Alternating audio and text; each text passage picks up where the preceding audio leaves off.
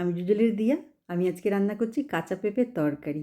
সাধারণত বাড়িতে বাচ্চারা এই তরকারি খেতেই চায় না। একবার এইভাবে বানিয়ে দেখো। আমি পেঁপে আলু সিদ্ধ করে রেখেছি, ছেঁকে রেখেছি, জলটা ফেলাইনি। আমি কড়াতে অল্প তেল আর অল্প ঘি নিয়ে শুকনো লঙ্কা, তেজপাতা আর হাফ চামচের মতন জিরা ফোড়ন দিয়েছি। তারপর একটা মাঝারি সাইজের টমেটো কুচি দিয়েছি, সাথে একটু নুন দিয়ে ঢেকে ঢেকে ভাজছি যাতে টমেটোটা তাড়াতাড়ি গলে যায়।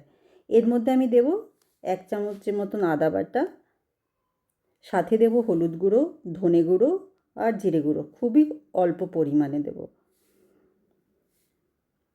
সব কিছু একটু জল দিয়ে ভালো করে কষাবো।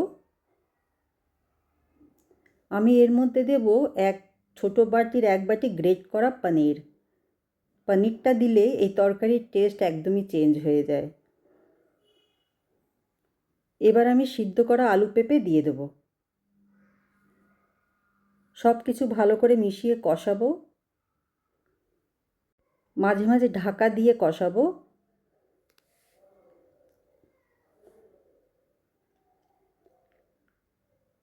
কষানো হয়ে গেলে আমরা যে জলটা রেখেছিলাম ছেঁকে পেঁপে সিদ্ধ করে, সেই জলটা দিয়ে দেব।